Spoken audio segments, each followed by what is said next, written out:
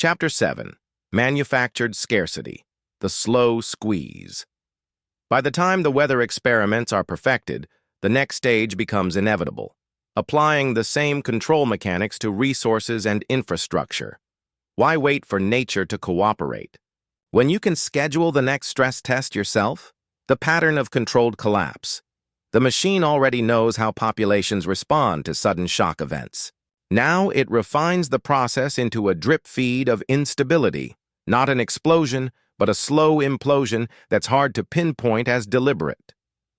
3 main levers: economic manipulation, strategic inflation, manipulated interest rates, targeted market crashes, supply chain sabotage, bottlenecks in shipping, accidental port shutdowns, selective delays in food and medicine distribution, energy disruption, rolling blackouts, engineered fuel, shortages, grid failures timed with weather extremes.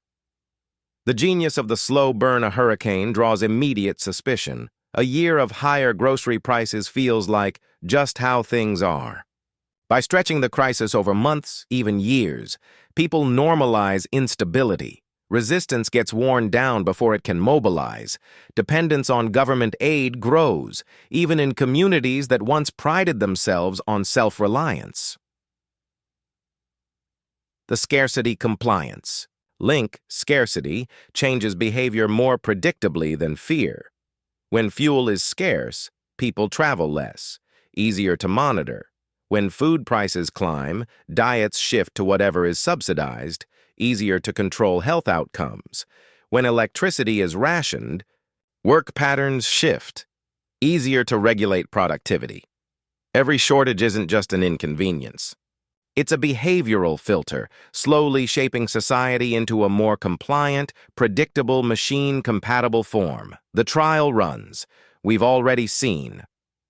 Economic shock. Therapy.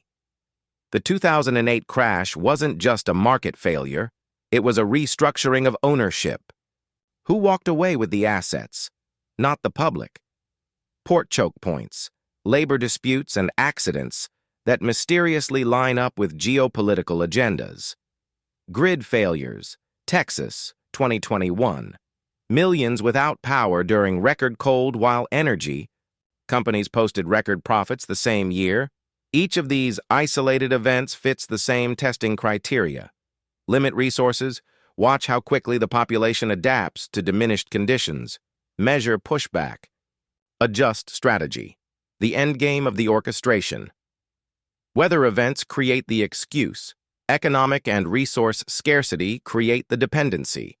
Once dependency is in place, you no longer need the pretext of a disaster. The public is trained to accept instability as the permanent baseline, the new normal.